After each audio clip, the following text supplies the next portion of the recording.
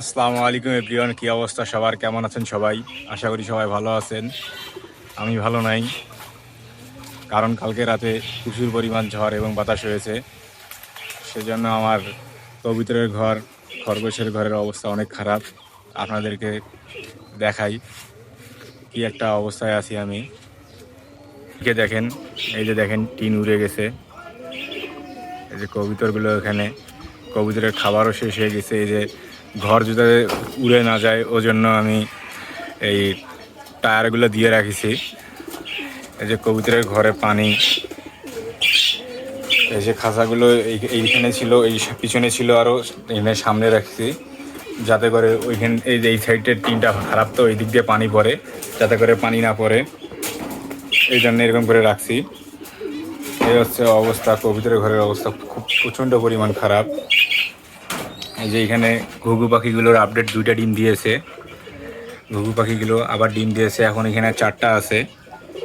শুধু আমি ঘরটা তৈরি করতে পারতেছি না জন্যই এই যে এইখানে দেখেন, এই যে টিন নাই, টিন উড়ে গেছে। কালকে যে পরিমাণ বাতাস ছিল আমি তো ভাবছি ঘরেই উড়ে যাবে। আলহামদুলিল্লাহ করি ঘর উড়ে যায় নাই, শুধু টিন উড়ে গেছে। এই যে এইখানে নিচে দেখেন, নিচেরও অবস্থা খারাপ হয়েছে। আর এই যে এখানে পানি জমে আছে, পানি পড়ে, এগুলো এখন পরিষ্কার করব। আর এই যে কবুতরগুলো, এখানে একজোড়া বাচ্চা আছে, এখানে একজোড়া ডিম আছে, এইখানে একজোড়া বাচ্চা ডিম আছে, এখানে ডিম আছে। আর এই যে এইখানে একটা বাচ্চা আছে। আর বর্তমানে কোথাও ডিম নাই। আর এই যে এই জোড়া এখানে ডিম দেওয়ার প্রিপারেশান নিচ্ছে, যে খড়গুলো ইয়ে করছে। আর এই যে এর বাচ্চা, এখানে আরেকটা বাচ্চা আছে, ওই বাচ্চাটা প্রচুর পরিমাণ অসুস্থ। আর এই যে এইখানে সেদিন হয়েছে কি, ঘর পরিষ্কার করার সময় ডিমটা ফেটে গেছে, দেখতেছি যে বাচ্চাটা আছে। পরে কি করলাম, আমি বাচ্চাটা বের করে এখানে রাখছি। পরে মা এখানে দেখাশোনা করতেছে এবং খাওয়া দাওয়া করাচ্ছে। আর এই যে এখানে ফিঞ্চ পাখিগুলো জিরো আপডেট, খুব এক বেহাল দশায় আছি। আর এই যে কোয়েলগুলোকে সকালে খাবার দিছি, এই দেখেন সব খাবার ফেলাই দিছে, প্রচুর পরিমাণ খাবার নষ্ট করে। কোয়েল পাখিগুলো দেখতে দেখতে বড় হলো, কিন্তু এখনও ডিম দিল না। এখন দেখতে হবে যে কবে ডিম দেয় না দেয়। আর এই যে পাখিগুলো ডাকতিছে, এই হলুদ পাখিটা ছিল এইখানে, এই পরের খাঁচাটায় ডিম দিয়েছিল, কিন্তু বাচ্চা ফুটে নাই। তবে উপরেরটায় বাচ্চা ফুটাইছে। বাচ্চাগুলো মোটামুটি বড় হয়েছে, আপনাদেরকে দেখাবো এখন। এই যে এটার কাকিটার বাচ্চা, এইটা চোখে দেখেন বসন্ত, দুইটারেই পক্স উঠেছিল। এটার মোটামুটি সুস্থ হয়েছে, আর একটা দেখতেছি না কোথায় আছে। এই হচ্ছে অবস্থা। এই কখন যে ঘর উড়ে যায় ঝড় বাতাস হলে, এই জন্য অনেক ভয়ে থাকি। এদেরকে খরগোশের বাচ্চাগুলো দেখাই। এখানে খরগোশের বাচ্চাগুলো, এই যে দেখছেন, শব্দ পাওয়া মাত্রই লাভ। আর এই যে এখানে একটা কাঠ দিয়েছি, কাঠের উপরে ছিল, বুঝি না কীভাবে যে এখানে পানি ডোবে। এই দেখেন এক্সট্রাভাবে টিন দিয়েছি, টিনের উপরে টিন, এই যে টিনের উপরে টিন দিয়েছি এক্সট্রা হবে তারপরেও। আর এই যে দেখেন বাচ্চাগুলো, এই দেখেন ভয় পাচ্ছে সবাই। আর এই যে এখানে একজোড়া আছে, এইখানে আছে, এই কালো বাচ্চাটা প্রতিবন্ধী হয়েছে। আর এই যে ভিতরে একটা বাচ্চা আছে। আর এই যে মাগুলো, এখানে মাগুলোর পায়েরও অবস্থা খারাপ, সবারই পানি ভরেছে। এই যে এখানে দেখেন স্যাঁতস্যাঁতে হয়ে আছে, বোঝা যাচ্ছে। আমি এত চাই যে পরিষ্কার রাখতে, কিন্তু রাখতে পারি না। এই বৃষ্টি হলেই অবস্থা খারাপ হয়ে যায়। এখন আমি বাচ্চাগুলোকে সবগুলোকে বের করব, এই কার্টুনে রাখবো, এই কার্টুনে রাখবো এবং পরিষ্কার করব, আপনাদেরকে দেখাই। খুলে রাখলাম, এখন বাচ্চাগুলোকে ধরবো। শুধু প্রথমে এই বাচ্চাটাকে দিয়ে ধরি, দেখছেন কি লাফালাফি করে। এখানে থাক একটা। আর এই যে এখানে একটা, দুইটা, এই যে দুইটা।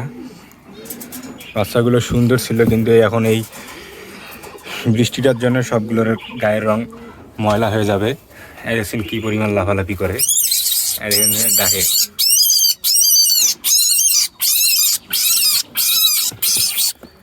অনেকে বলে যে খরগোশ ডাকে না, খরগোশের বাচ্চার চিল্লান দেখলেন কিরকম বৃষ্টি আসায়।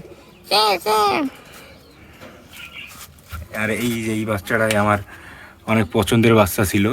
বাচ্চাটা দেখেন পা দুইটা প্রতিবন্ধী হয়ে গেছে, এই যে পা দুইটা দেখেন, এই যে শরীরটা দেখেন কি একটা অবস্থায় আছি, এটা কি করব বুঝি না। এই যে পা দুইটা দেখেন এই যে কেমন হয়ে আছে। এটা শুধু সামনের পা দিয়ে হাঁটে, পিছনের পা দিয়ে হাঁটতে পারে না। চারটা, এই যে ভিতরে আরও আছে একটা, ইটটাকে বের করে ওইখানে রাখি। দেখেন দেখেন, হ্যাঁ হ্যাঁ,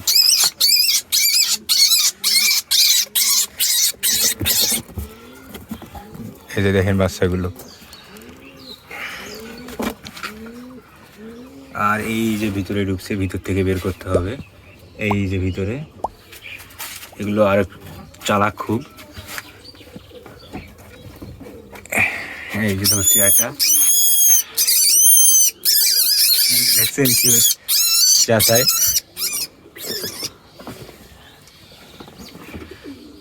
এই যে মাগুলো দেখতেছে কি করতেছে, কাহিনী কি, তোদেরকেও বের করবো একটু পর দ্বারা। জায়গাটা ধরি, এই যে এই যে এই যে দেখেন চাচাই।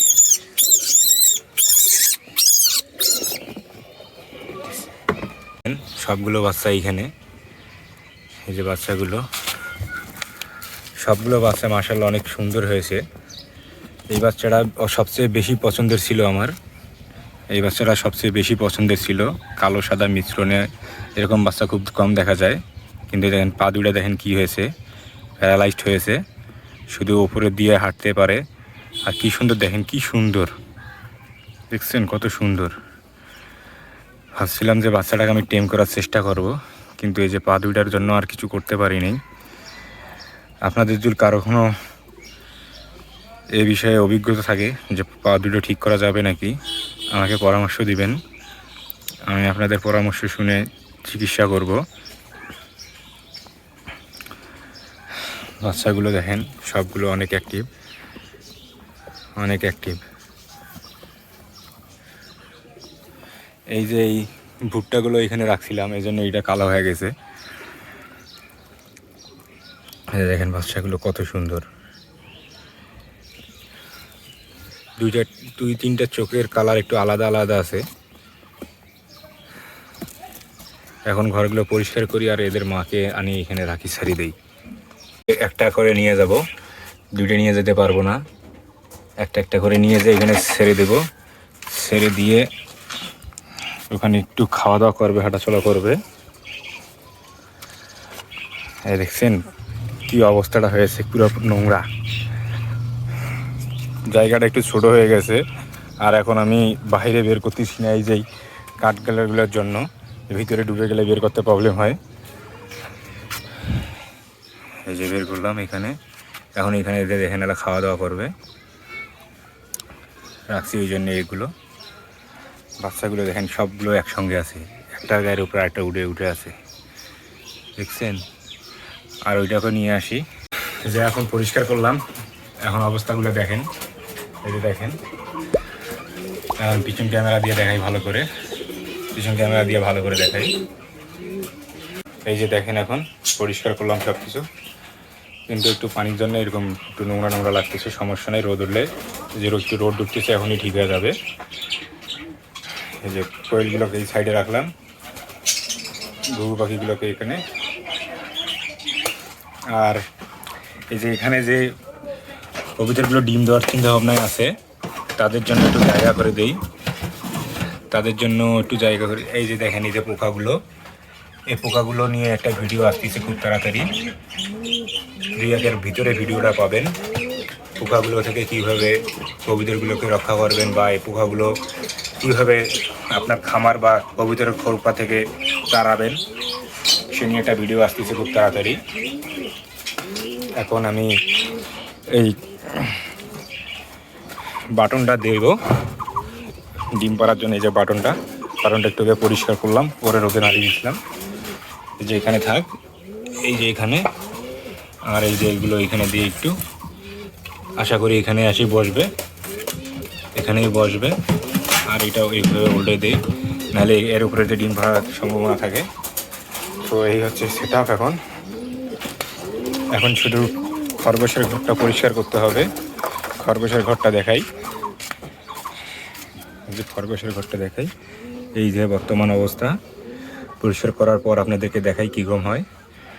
আপনার সাথে থাকুন। যে মোটামুটি পরিষ্কার শেষ, দেখতে পাচ্ছেন সব কিছু। শুধু একটু স্যাঁতস্যাঁতা আছে পানির জন্য। এখন শুধু সব কিছু বের করে রাখছি, একটু শুকাইলে সব কিছু ভেতরে নিয়ে এসে তারপরে চট দিব। দেওয়ার পর সবগুলোকে আবার এনে ছেড়ে দিব।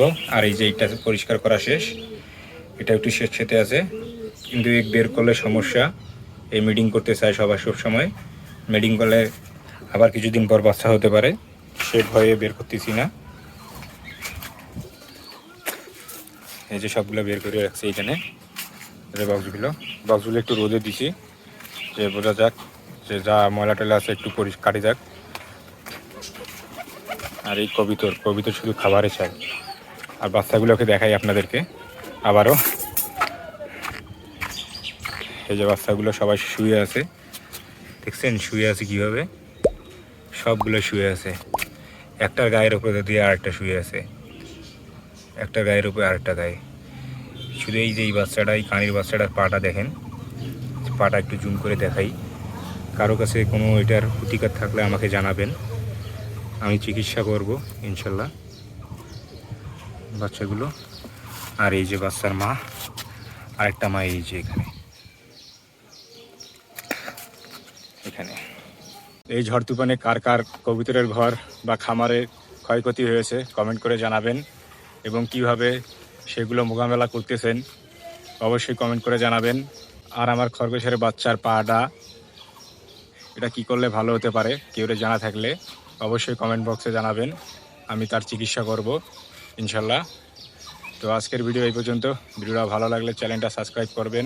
যারা ফেসবুক পেজ থেকে দেখছেন পেজটা ফলো দিবেন, এবং বন্ধুদের সাথে শেয়ার করতে ভুলবেন না। আল্লাহ হাফেজ।